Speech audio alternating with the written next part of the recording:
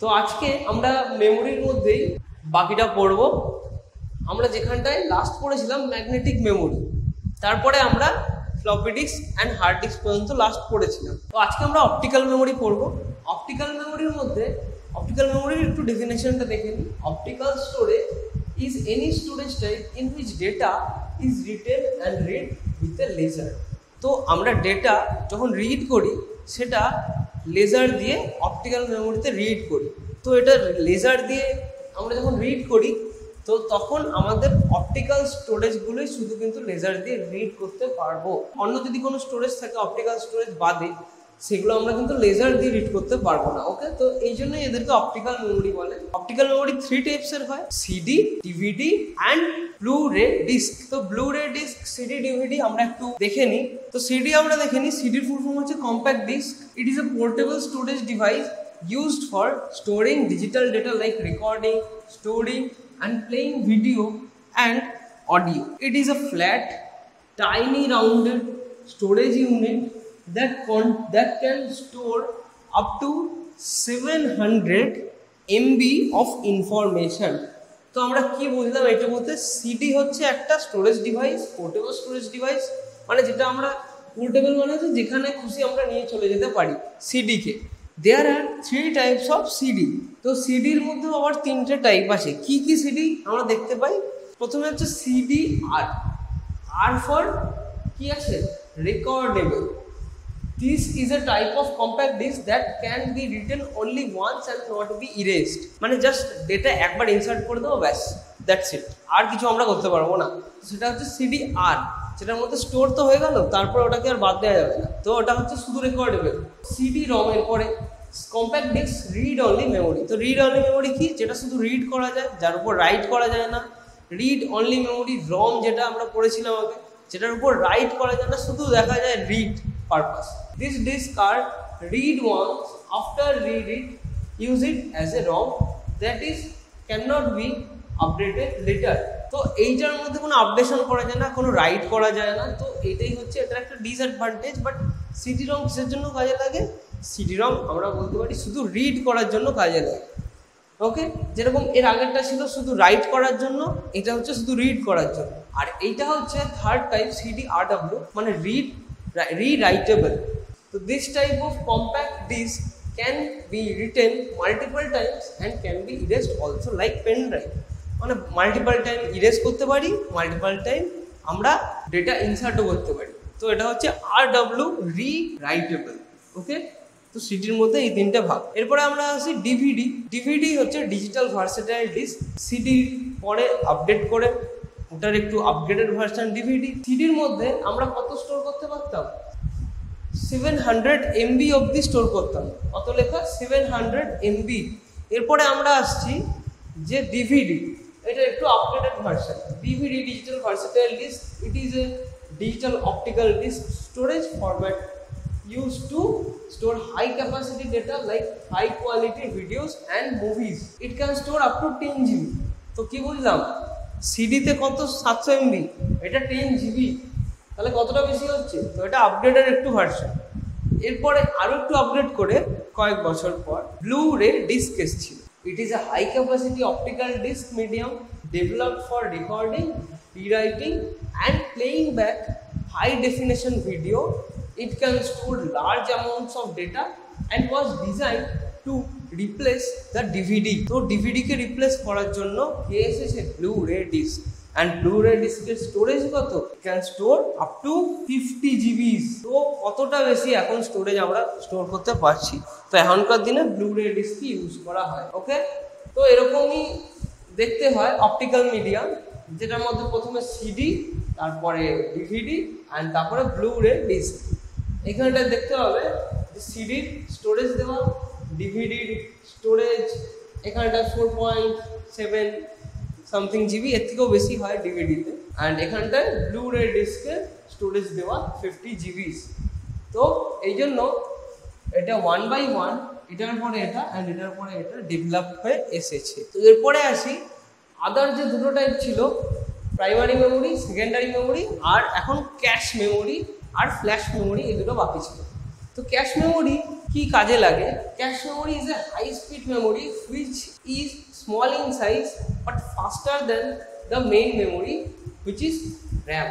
The CPU can access it more quickly than the primary memory, so it is used to synchronize with high speed CPU and to improve its performance. তো আমরা RAM তো use করতাম fast অ্যাক্সেসের জন্য, কিন্তু কোথাও না কোথাও গিয়ে র্যামও স্লো পড়ে যায়। তো তার জন্য আমরা তখন আমরা কি ইউজ করব? তখন আমরা ক্যাশ মেমোরি ইউজ করব। ক্যাশ মেমোরি এটা কোথায় থাকে?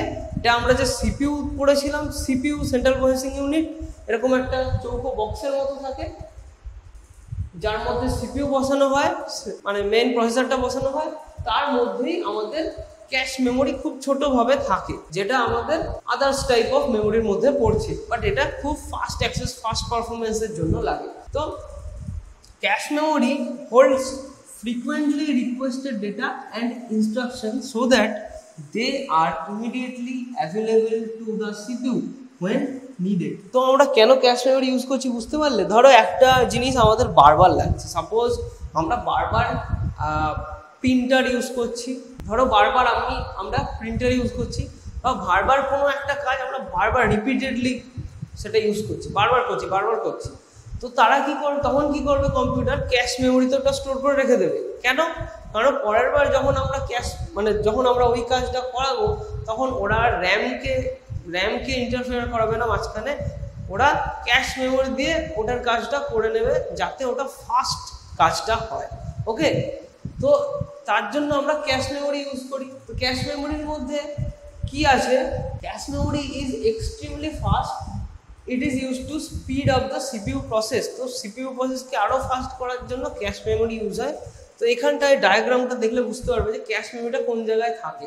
সিপিইউ তো এটা চৌকো বাক্সের মতো, এরপরে এটা প্রাইমারি মেমোরি, সাপোজ প্রাইমারি মেমোরির মধ্যে এটা র্যাম, অ্যান্ড সেকেন্ডারি মেমোরি মানে কম্পিউটারের মধ্যে এইচডিডি থাকে, হার্ড ডিস্ক, ড্রাইভ।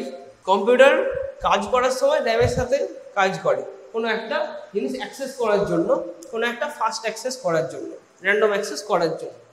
বাট যদি ওখানে র্যামকে কাজ করতে করতে র্যামেরও লেটেন্সি বেড়ে যায়, মানে কম্পিউটার দেখছে যে আরও একটু ফাস্ট দরকার, আমি একই জিনিসই করছি কিন্তু র্যাম আমাদের রেসপন্স 1 সেকেন্ড দিচ্ছিল, এখনও 1 সেকেন্ডই দিচ্ছে, কিন্তু এখন আমার আরও ফাস্ট চাই।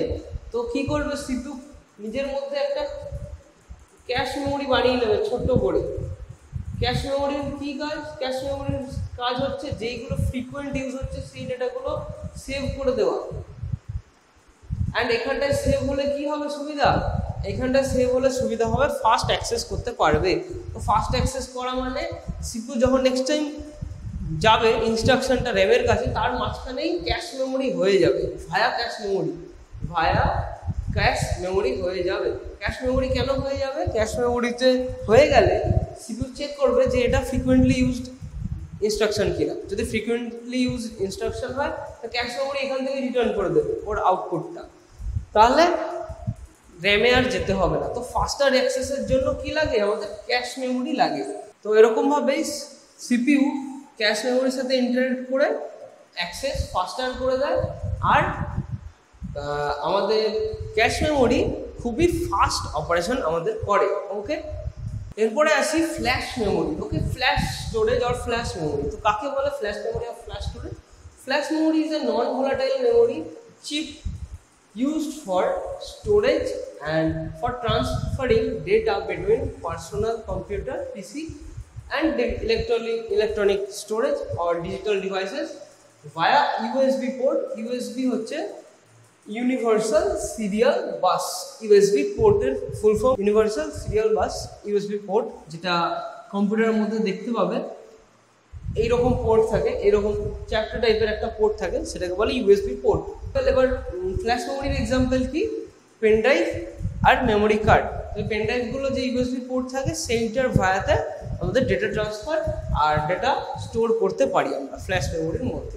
এটা নন ভোলাটাইল কেন বলছি? কারণ এটার মধ্যে আমরা ডেটা ডিসকানেক্ট করে দিলাম কম্পিউটার থেকে, তো ওটা কোনো পাওয়ার তো লাগছে না, ওটা যখন আমাদের হাতে থাকছে কোনো পাওয়ার লাগছে না। যখন আমরা কানেক্ট করছি তখন ইলেকট্রনিক ডেটা আমাদের মধ্যে আসছে, ফ্ল্যাশ স্টোরেজের মধ্যে আসছে। কিন্তু ফ্ল্যাশ স্টোরেজের মধ্যে আসার পর ওটা কি মুছে যাচ্ছে না, ওটা কখনো মুছে না। ওকে, তো ফ্ল্যাশ স্টোরেজের বিশেষত্ব কি, নন ভোলাটাইল অ্যান্ড খুবই ইজিলি পোর্টেবল।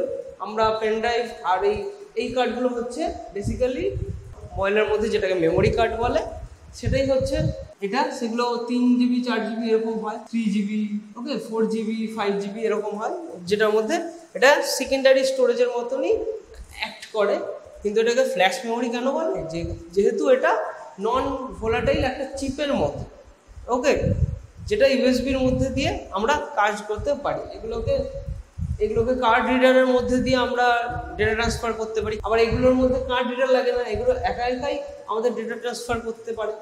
তো এগুলো এই জন্য এদেরকে ফ্ল্যাশ মেমোরি বলে। ওকে, এরপরে আমরা একটু আসি ইউনিটস অফ কম্পিউটার মেমোরি। ওকে, এটা আজকে আমাদের লাস্ট পার্ট, যে আমাদের কম্পিউটার মেমোরিতে কি কি ইউনিট হয় স্টোর করার জন্য। সব থেকে ছোট যে মেমোরি ইউনিটটা তাকে বলে বিট। তো বিট মানে হচ্ছে 0 আর 1। তো এটা সব থেকে ছোট বিট। ওকে, অ্যান্ড বিটের থেকে একটু বড় যেটা, সেটাকে বলে নিবল, মানে 4টে বিট মিলে একটা নিবল হয়। সাপোজ আমি এরকম লিখলাম 1 1 1 1, তো এটা 4টে বিট, তার মানে এটা 1 নিবল। ওকে, তো 4টে বিট মিলে একটা নিবল হয়, অ্যান্ড 8টা বিট মিলে একটা বাইট হয়। তো 1 2 3 4 5 6 7 8 bits, 1 byte is equal to 8 bits. তো এখানে ওটা নেই, বাট আমি লিখে দিয়েছি 8টা বিট মিলে একটা বাইট। ওকে, তো এখানে ডাইরেক্ট বাইট এসছে, বাইটের লেভেলের মাঝখানে নেই। তো 1 বিট মানে বাইনারি যে ডিজিটাল বিট হয় 0 আর 1, কম্পিউটার যেটা বোঝে 0 আর 1 বোঝে কম্পিউটার। 1 নিবল মানে হচ্ছে 4টে বিট, 4টে বিট মানে যা খুশি হতে পারে, 4টে 0 হতে পারে, 4টে 1 হতে পারে, 1 0 0 1 হতে পারে, মানে যেরকম 1 1 1 1 হতে পারে, আবার 1 0 0 1 হতে পারে। তো এরকম ভাবে যেরকম খুশি ইচ্ছে 4টে জাস্ট বিট হলেই হলো, 1 1 0 0 হতে পারে। ওকে, তো এরকম ভাবে 4টে বিট হলেই সেটাকে 1 নিবল বলে। অ্যান্ড যদি 8টা বিট হয়, 8টা বিট মানে হচ্ছে যে 1 2 3 4 5 6 7 8, তো 8টা বিট হলে 1 বাইট হবে। ওকে, তাহলে আমি এখানে লিখে দিই 1 বাইট ইকুয়াল টু 8 বিটস। তো এখানে এটা নেই, তার জন্য আমি এখানে লিখে দিলাম, সবাই একটু নোট করে রাখো। 1024 বাইটস মানে 1 KB or 1 kilobyte. 1024 kilobyte means 1 MB, 1 megabyte. 1024 megabyte means 1 GB, 1 gigabyte. 1024 GB means 1 TB, 4 terabyte. 1024 TB is equal to 1 PB, petabyte.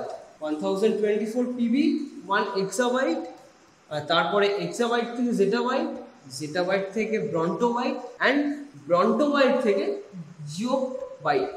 ওকে, তো এইগুলো হচ্ছে ইউনিটস অফ মেমোরি।